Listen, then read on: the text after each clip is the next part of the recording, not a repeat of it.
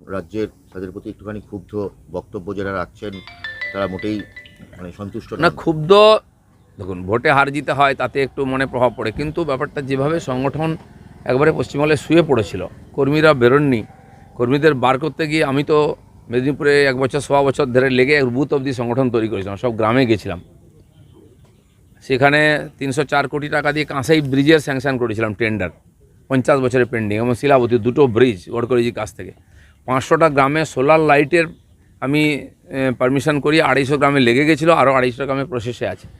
বাকি আমার ফান্ড থেকে যা কাজ করা সে তো আমি করেছি, রাস্তাঘাট ইত্যাদি। একাধিক ট্রেন, নতুন ট্রেনের যে স্টপেজ বেলদা থেকে আরম্ভ করে খড়গপুর দিকে, সেটা আমি করেছিলাম। তো মানুষ খুশি ছিল, সমস্ত পার্টির লোকেরাই আমার পক্ষে ছিল। যে কোনো কারণে হোক, পার্টির সিদ্ধান্ত নিয়েছে, সেটা ঠিক ছিল না, প্রমাণ হয়ে গেছে।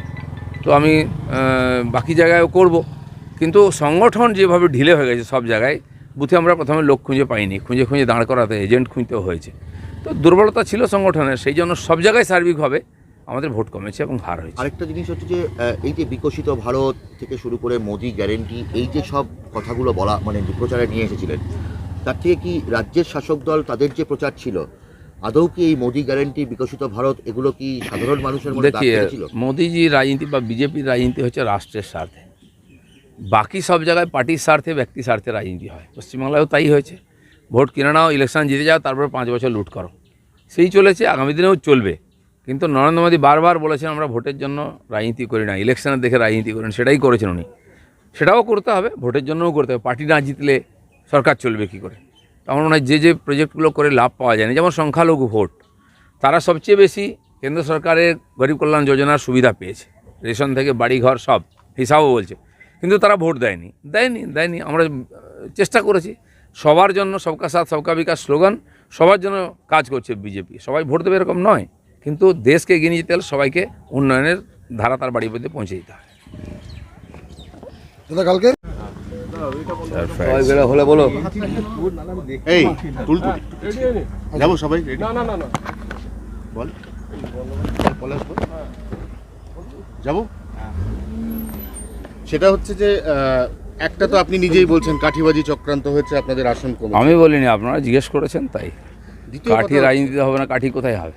দ্বিতীয় কথা হচ্ছে যারা এইবারে শরিক হয়ে গেল, তারা তো এমন ডিমান্ড করছে, এই ডিমান্ডগুলো সেই অলিক কল্পনার ডিমান্ড, বলছে স্পিকারের পদ চাই, পূর্ণমন্ত্রীর পদ চাই। রাজনীতি এটাই, হাতি কাদায় পড়লে ব্যাঙেও লাথি মারে, তো হাতি তো কাদায় পড়েছে, তো সেটা সবাই বার্গেনিং করছে। কিন্তু এটাও মনে রাখতে হবে, নরেন্দ্র মোদী, অমিত শাহ আছেন, আর এরা আমাদের পুরনো পার্টনার, এদেরকেও আমরা চিনি।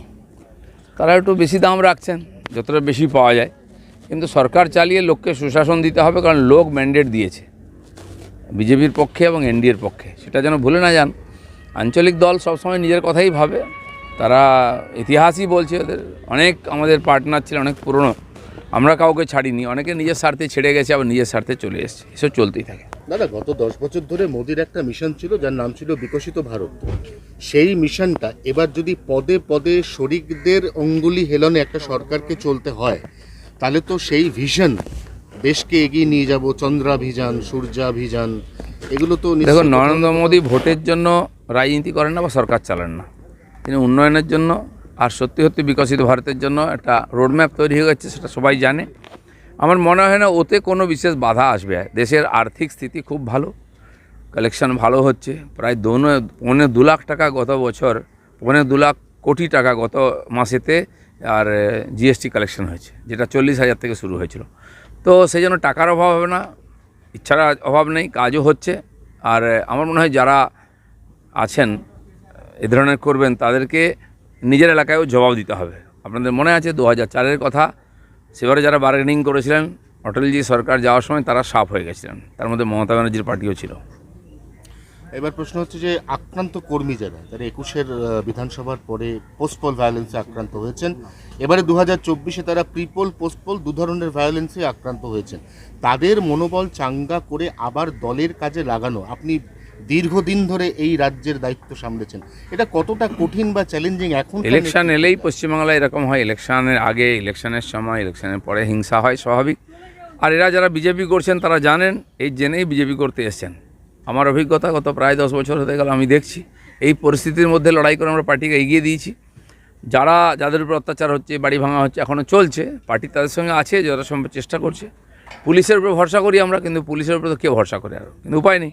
তা সত্ত্বেও পার্টির কর্মীরা আছেন, তারা জানেন, অনেকেই বাড়ি ছেড়ে পার্টি অফিসে আছেন, সব পার্টি অফিসেই এখন কার্যকর্তারা চলে যাচ্ছেন, কিছুটা আক্রমণের ভয়েতে। তো সেন্ট্রাল ফোর্সও আছে, কিন্তু এই পরিস্থিতির মধ্যে আমরা লড়াই করব এবং এই হিংসা বাড়লে টিএমসি হারবে। এই লোকগুলো যারা আক্রান্ত হয়ে আছেন এবং তারা দেখছেন, আপনি নিজেই কালকে বলেছেন যে পার্টির গ্রোথ একটা জায়গাতে আটকে আছে, এই অবস্থায় এদের মনোবল সব থেকে বড় কথা। এদের নাও ঠিক আছে রেস্কিউ। আমি তো ব্যক্তিগতভাবে বলতে পারি, আমি সব জেলায় যাব আর কর্মীদের সঙ্গে দেখা করব। অলরেডি শুরু করেছি, আজকে বিকালবেলা যাব পুরনো অফিসেতে। অনেকে আমার সঙ্গে দেখা করতে চাইছিলেন, আমি ওখানে আসুন, একসঙ্গে গল্প করা যাবে, চা খাওয়া যাবে। এটা আমি আগেও করেছি, এখনও করব, কারণ পার্টির কর্মীরা যারা লড়াই করেছেন রিস্ক নিয়ে, তারা জানেন এ ধরনের হতে পারে, তাদের সঙ্গে দাঁড়ানোটা আমাদের দায়িত্ব। জয়ের পর তো জয়ী প্রার্থীরা ফোন পেয়েছেন, যারা পরাস্ত আপনাদের মতো পোড় খাওয়া পুরনো লোক, তারা এখনো পর্যন্ত হাইকমান্ডের কাছ থেকে পরবর্তী ভূমিকা দলে এরকম কোনো ফোন না, আমার মনে হয় সেরকম কিছু হয়নি। আগে সরকার তৈরি হবে, তারপর পার্টি নির্বাচনের অ্যানালাইসিস এগুলো সবই হবে। চলো।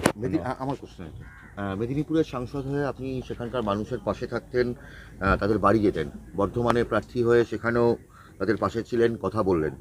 পরাজয়ের পর আপনি এবার কোন এলাকায় যাবেন, কোন এলাকার মানুষদের পাশে থাকবেন, কোন এলাকার নেতাকর্মীদের সঙ্গে দলীয় বৈঠক করবেন? দেখুন, আমি সব জায়গায় যাব। মেদিনীপুর থেকে ওরা ফোন করছিল, কারণ সে আরও হেরে গেছে, মনটা খারাপ। তার ধারণা ছিল দিলীপ দা থাকলে আমরা জিতে যেতাম। তো আমি সেখানে যাব, সবার সঙ্গে দেখা করব।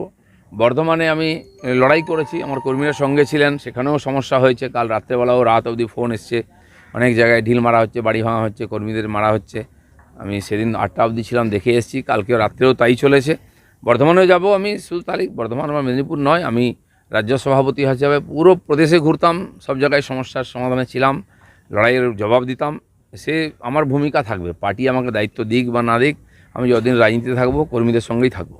শেষ প্রশ্ন, 3 জন প্রার্থীর নাম বলছি: কীর্তি আজাদ, মোহাম্মদ ইউসুফ পাঠান এবং তার সঙ্গে রচনা ব্যানার্জি। এদের আগামী দিনে দেখা যাবে আর এলাকায় পার্লামেন্টে? না, দেখুন, ইতিহাস তো বলছে উল্টো। আমরা দেখেছি এর আগে অনেক সেলিব্রিটি প্রার্থী ছিলেন, তাদেরকে পরের বার টিকিট দেওয়া হয়নি। মুনমুন সেন ছিলেন, সন্ধ্যা রায় ছিলেন, গতবারে মিমি ছিলেন, নুসরত ছিলেন। তো মানুষকে লোভ দেখানো, ভয় দেখানো হয়, দিয়ে ভোট নেওয়া হয় বিভ্রান্ত করে। সে 500 টাকা হোক ভান্ডার বা সেলিব্রিটি প্রার্থী, ভোট নিয়ে গেলে তারপরে 5 বছর আর খেয়াল থাকে না। উল্টো বলা হয় বিজেপির লোকেরা কোথায়, আমরা তো ছিলামই। 2 বছর করোনা বাদ দিলে বাকি আমাদের ক্যান্ডিডেটও ছিলেন। কাজের দায়িত্ব আমাদের নয়, সরকারের। তো সেটাও পাবলিককে বোঝা উচিত, যারা ভোট দিয়েছেন তাদের হিসাব চাওয়া উচিত। সৌমিত্র খাঁ বা লোকের